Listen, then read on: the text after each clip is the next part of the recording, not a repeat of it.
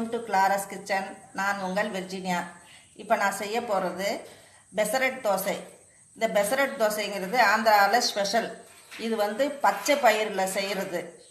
இந்த பச்சை பயிரை முதல் நாள் நம்ம ஊற வச்சு மறுநாள் அதை அரைக்கணும். ஊற வைக்கிறதுக்கு முன்னாடியே அதை நம்ம கழுவி சுத்தம் பண்ணி அதுக்கு பிறகு ஊற வைக்கணும். ஏன்னு கேட்டால் நம்ம ஊறின பிறகு கிளஞ்சோம்னா அதனோட தொலியெல்லாம் போயிடும். அதனால் முதல் நாள்லேயே அதை ஊற வச்சு மறுநாள் அதை தோசையாக வார்க்கணும். இப்போ அதுக்கு தேவையான பொருள் என்னென்னு பார்ப்போம். பாசி பயிறு ஒரு ஆளாக்கு எடுத்து வச்சுருக்கிறேன். பொடியாக நறுக்கிய வெங்காயம் 3, பொடியாக நறுக்கிய பச்சை மிளகாய் 3, கருவேப்பிலை சிறிது, தேவைக்கேற்ப உப்பு, தேவைக்கேற்ப எண்ணெய். இந்த பெசரட் தோசையை சுட்டு அது சாப்பிட்றதுக்கு ஆந்திராலெலாம் அதுக்குள்ளார வைக்கிறதுக்கு ரவா உப்புமா வைப்பாங்க, இல்லாட்டி சேமியா கிச்சடியை வைப்பாங்க.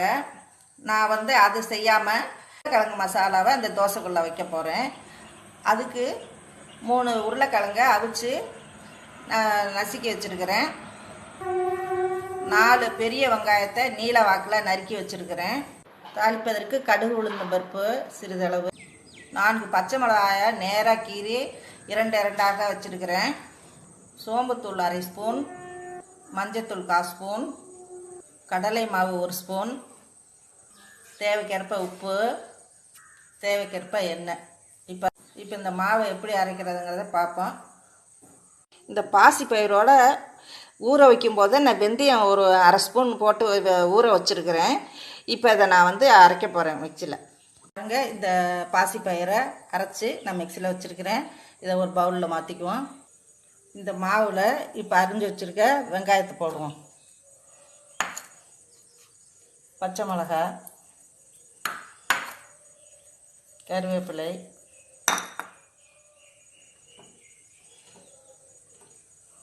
உப்பு.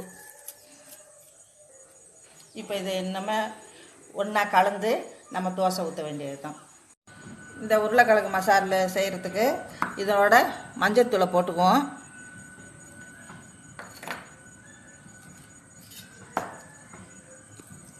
இப்போ எடுத்து வச்ச கடலை மாவை தண்ணி ஊற்றி கரைச்சி வச்சுருக்கேன், அதை இதோட ஊற்றிக்கேன்.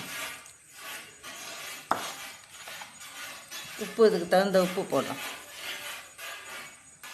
இப்போ நம்ம அடுப்பில் பேனை வச்சு இதை எப்படி தாளித்து கொதிக்க வைக்கணுங்கிறத நம்ம பார்ப்போம். இப்போ பேன் அடுப்பில் வச்சு எண்ணெய் ஊற்றி எண்ணெய் காய வச்சுருக்கிறேன். எண்ணெய் சூடாகிடுச்சு. இப்போ நம்ம எடுத்து வச்சுருக்க கடுகு உளுந்த பருப்பை போடுவோம்.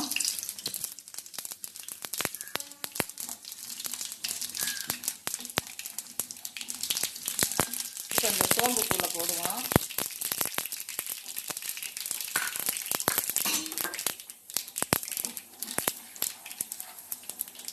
அதோட வெங்காயத்தை போட்டு வதக்குவோம்.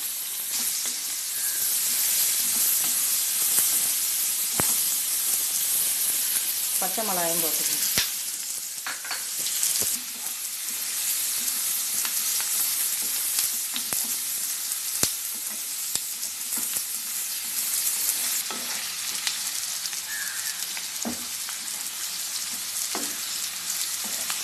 வெங்காயம் நல்லா வெந்தோனையும் இந்த உருளைக்கிழங்கை நம்ம ஊற்றி கொதிக்க வச்சு இறக்கணும். இந்த உருளைக்கிழங்கை இதில் ஊற்றி கொதிக்க வைப்போம்.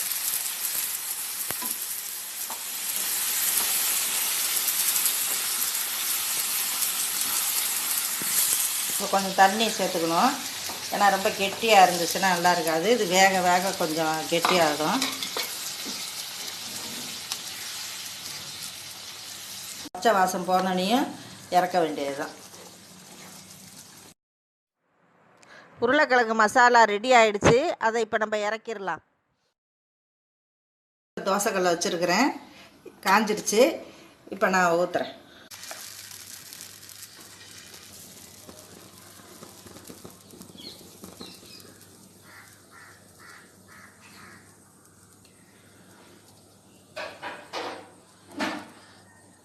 தோசை ஊற்றிட்டேன்.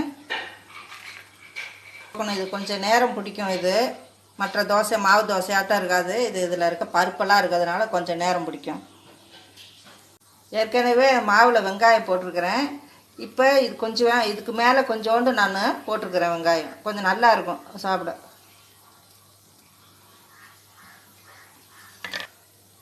மேலே எண்ணெய் ஊற்றிக்குவோம் கொஞ்சம்.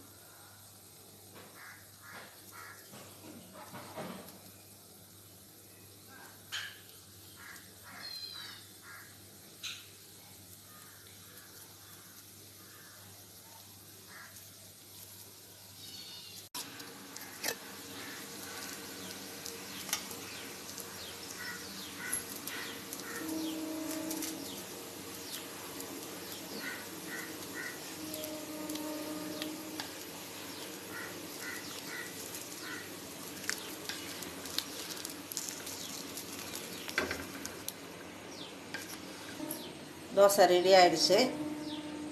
சூடான சுவையான பெசரட் தோசை, மசால் தோசை ரெடி ஆகிடுச்சு. நீங்களும் செஞ்சு பாருங்கள். அதுவும் இஞ்சி சட்னியோடு சேர்த்து சாப்பிட்டு பாருங்கள், ரொம்ப சுவையாக இருக்கும். இந்த இஞ்சி சட்னியை வேற ஒரு வீடியோவில் நான் காட்டியிருக்கிறேன். அதனோட லிங்க்கு கீழே இருக்கிற டிஸ்கிரிப்ஷன் பாக்ஸில் இருக்குது, நீங்கள் அதில் பார்த்துக்கலாம். இந்த வீடியோ உங்களுக்கு பிடிச்சிருந்தா லைக் பண்ணுங்கள், ஷேர் பண்ணுங்கள், சப்ஸ்கிரைப் பண்ணுங்கள், மறக்காமல் பெல் பட்டனை கிளிக் பண்ணுங்கள்.